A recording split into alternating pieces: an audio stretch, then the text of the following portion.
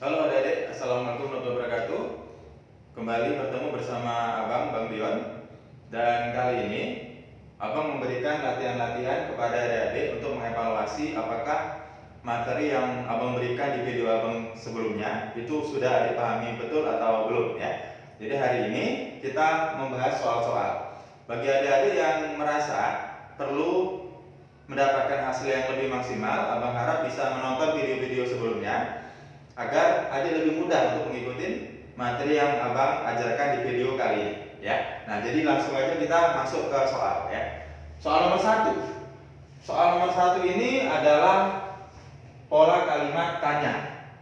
Jadi pola kalimat tanya salah satunya polanya ada kata tanya di awal kalimat. Kata tanya itu 5W 1H ya. Where, why, what, who gitu kan. Kemudian auxiliary dulu, kata bantu.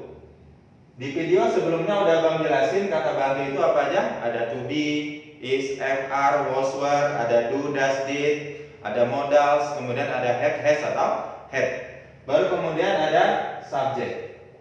Nah, dan kemudian ada tanda tanya di belakang. Ini pola kalimat pertanyaan dalam bahasa Inggris. Makanya kalau adik tanya sama teman adik, di mana kamu? Itu kan bahasa Inggrisnya apa? Where are you? Bukan where you are. Kan gitu kan? Apa yang sedang kamu lakukan? What are you doing? Gitu ya. Nah, itu pola kalimat pertanyaan. Terus gimana Bang auxiliary-nya? Nah, auxiliary-nya di sini tidak sembarangan. Tergantung dengan apa yang terletak setelah subjek. Apa yang terletak setelah subjek. Kenapa bahasa Inggrisnya apa yang sedang kamu lakukan? What are you doing? Bukan what do you doing. Kenapa pakai are? What are you doing? Doing, kata kerja berbentuk ing, itu terletak setelah kata bantu to be. Karena itu what are you doing? Bukan what do you doing. Ya. Nah, jadi kita lihat apa yang terletak setelah subjek untuk menjawab auxiliary-nya, kata bantunya. Di soal nomor 1, setelah subjek ada kata bought. Bought di sini adalah kata kerja ketiga dari buy, membeli ya. Jadi buy, membeli, bentuk keduanya adalah bought, ketiganya juga bought. Mungkin nggak Bang ini bentuk yang kedua? Nggak mungkin. Kenapa? Karena tidak ada satupun auxiliary atau kata bantu yang bisa diikuti kata kerja kedua. Berarti ini adalah kata kerja ketiga. Nah, sampai sini paham ya? Karena dia kata kerja ketiga, maka kita bisa langsung menyalahkan pilihan yang A dengan pilihan yang D. Kenapa bisa salah? Karena setelah do, does, dan did, kata kerja harus kembali ke bentuk dasar. Jadi kalau adik mau bilang where did, harusnya where did she buy the book. Kata kerja harus kembali ke bentuk dasar. Sama dengan where does she buy the book. Tidak boleh bentuk ketiga. Sampai sini paham ya? Kita jawabannya tinggal B sama C, 50-50 ya. Nah, kita lihat. Di materi sebelumnya, Abang ajarkan bahwa kalau ada to be, is, am, are, was, were, setelahnya kata kerja ketiga berarti pasif. Dibeli jadi artinya. Jadi kalau adik jawab yang B, where is she bought, berarti artinya di mana dia dibeli buku itu. Kan gak enak ya? Nah, berarti jawabannya adalah yang C. Ada has ditambah kata kerja ketiga, artinya adalah telah dan aktif. Di mana dia telah membeli buku itu, ya. Jadi jawabannya adalah yang C. Paham ya? Jadi kalau adik ketemu pola soal seperti ini, lihat setelah subjek itu apa. Nah, baru kita bisa menentukan auxiliary yang tepat, ya. Nomor 1 aman ya? Nah, kalau aman, kita langsung ke soal nomor 2. Dan ini materi yang sangat rutin keluar, ya, di PK Einstein. Kadang-kadang di TOEFL juga sekali-sekali keluar ya. Nah, pola would rather. Would rather artinya adalah lebih suka. Polanya sama dengan had better ya, jangan lupa. Kalau adik ketemu would rather artinya adalah lebih suka, had better artinya adalah lebih baik, maka setelahnya kita gunakan kata kerja dasar. Kalau ada not gimana Bang? Kalau ada not tetap. Setelah not tetap kata dasar. Jadi mau dia negatif negatif atau mau dia positif, setelah would rather atau had better harus kata kerja dan dasar. Jadi jawabannya mana? Iya, jawabannya adalah yang D. Give. Would rather not give. Dia lebih suka tidak memberikan pengemis itu apapun, ya. Nah, jadi jawabannya adalah kata dasar. Aman ya? Kita lanjut ya, soal nomor 3. Nah, di soal nomor 3 sama sekali belum kita temukan ada predikat. Ingat di materi abang yang sebelumnya, yang bisa jadi predikat dalam bahasa Inggris adalah kata kerja pertama, verb one. Kalau orang ketiga tunggal ditambah s atau es. Kata kerja kedua, verb two, dan auxiliary. Tadi auxiliary apa aja? To be, modal, do, does, did, dan have, has, had. Sementara kata kerja ketiga tidak bisa menjadi predikat utama. Nah, jadi karena di sini tidak ada predikat, tugas kita mencari predikat, maka jawaban yang A otomatis kita salahkan. Mati ya. Tinggal yang B dan C. Di materi sebelumnya, abang sudah menjelaskan bahwa kalau ada kata most, lihat benda sesudahnya. Ya. Jadi kalau setelah kata most of diikuti oleh benda yang tunggal, maka status subjek juga tunggal. Kalau status subjek tunggal, to be-nya adalah is, gitu kan? Kalau udah lewat berubah jadi was. Tapi kalau setelahnya diikuti oleh benda yang jamak, maka status subjek juga jamak. To be-nya adalah are, ya. Kalau udah lewat berubah jadi were, gitu ya. Nah, kita lihat ya. Setelah most of the books jamak itu kan? The books jamak. Karena jamak berarti jawaban C juga salah, ya. Nggak boleh pakai is karena jamak. Tinggal B dan D. Ini kira-kira aktif atau pasif? Kalau kita jawab yang B, setelah have langsung kata kerja ketiga, berarti aktif kan? Kalau dia pasif, setelah have pakai been dulu. Have been given, telah diberi. Kalau have given, telah memberi. Kebanyakan buku itu telah memberi atau telah diberi? Harusnya telah diberi. Nah, berarti jawaban yang B juga salah. Jawabannya yang D. Kenapa bisa berbang? Berarti diberinya sudah lewat. Pertama, bendanya jamak, books.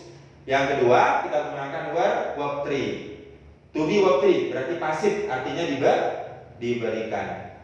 Nah, jadi kalau diartikan kebanyakan buku itu diberikan kepada anak itu, ya, pasif ya. To be verb 3. Nah, paham ya? Sekarang kita lanjut soal yang keempat. Ini materinya elliptical construction. Kalau adik mau lebih paham, silakan lihat ke video abang sebelumnya ya. Kita lihat. Ira never imagine studying here. Ira nggak pernah membayangkan belajar di sini. Nah, kita lihat ada kata never. Ini menandakan bahwa kalimatnya adalah negatif ya. Nah, kita kembali ke polanya. Kalau di soal ada kalimat yang negatif, maka setelah N kita tidak boleh menggunakan so dan to. Berarti jawaban yang A langsung kita salahkan. Ya. So dan to digunakan kalau kalimatnya positif. Kalau negatif nggak boleh pakai so dan to. Ya, aman ya? Nah, kalau kalimat negatif gimana, Bang? Gunakan neither. Setelah neither, auxiliary dulu, kata bantu baru subjek di ujung. Atau subjek tambah auxiliary tambah not dan either, gitu ya. Ini dia polanya kalau kalimatnya negatif. Berarti kita bisa menyalakan pilihan yang C. Kenapa? Karena neither tidak mungkin letaknya di ujung kalimat ya, jadi salah. Tinggal yang B sama D. Nah, kita lihat di soal, ada nggak di soal ini to be, is, and are? Gak ada ya? Kalau nggak ada, berarti kata bantunya nggak boleh pakai to be. Nah, pilihan yang B dia pakai am. Am ini to be, salah. Jadi pilihannya adalah yang dodol. Ya. Kenapa Bang dia pakai do? Karena konteksnya present. Kita lihat kata kerjanya, imagine kata kerja pertama, berarti present. Kalau present gunakan do atau does. Kebetulan I pakai do. Ya, paham ya? Nah, ini aman. Topik elliptical. Soal nomor 5. Nah, nomor 5 ini question tag. Adik juga bisa lihat di video abang sebelumnya kalau belum paham. Question tag. Kita lihat polanya. The thick book cost $10. Buku tebal itu harganya $10. Kalau adik perhatikan soal nomor 5, di sini sama sekali tidak ada tanda-tanda kalau kalimatnya adalah negatif. Ya, berarti ini kalimatnya positif. Kita lihat polanya. Kalau dia kalimatnya adalah positif, maka setelah koma question tag-nya harus negatif. Kan gitu kan? Nah, ini dia polanya. Kita carilah jawaban yang negatif question tag-nya. Berarti jawaban dodol bisa langsung kita salahkan karena ini positif lagi, salah ya. Ada nggak di sini was, to be was? Kagak ada. Kalau nggak ada berarti yang A juga salah. Kan gitu kan? Nah, kemudian kenapa jawaban yang B salah? Tidak mungkin question tag menggunakan kata das kalau kata kerjanya tidak berakhiran dengan S. Di sini kata kerjanya adalah cost, harganya. Nah, harusnya kalau mau pakai das di sini ada S lagi. Ya, baru jawabannya das. Terus Bang, cost ini kata kerja berapa? Kata kerja kedua. Kenapa bisa gitu, Bang? Karena cost bentuk pertama, kedua, ketiganya sama. Ya. Ini nggak pakai S. Sementara subjeknya orang ketiga tuh tunggal. Berarti ini adalah kata kerja yang kedua. Kalau dia kata kerja kedua, pasti question tag-nya pakai did. Jadi jawabannya yang C. Kenapa tidak? Karena kalimatnya positif. Jadi tag-nya harus negatif. Paham ya? Nah, kalau paham kita lanjut. Nomor 6. Nomor 6 ini kata kuncinya adalah kata make yang berasal dari kata make. Ingat pola ML. ML adalah singkatan dari make, artinya membuat, let artinya membiarkan, ya, make sama let. Setelah objek, maka yang digunakan adalah kata dasar, ya, kata dasar. Mana jawabannya berarti yang kata dasar? Ya, jawabannya adalah yang A. Nah, ini ya, explain kata dasar. Oke, aman. Nah, sementara untuk soal nomor 7 sama nomor 8 ini memang belum pernah Abang jelaskan di materi yang sebelumnya. Ini Abang sengaja supaya ada materi baru yang Abang berikan hari ini ya. Nah, kita lihat. Soal nomor 7 ini soal TOEFL. Adik bisa temukan soal ini di TOEFL Click ya. Kita lihat. The manager has finished working on the report last night and now she will begin to write the idea proposal. Kita lihat pilihannya.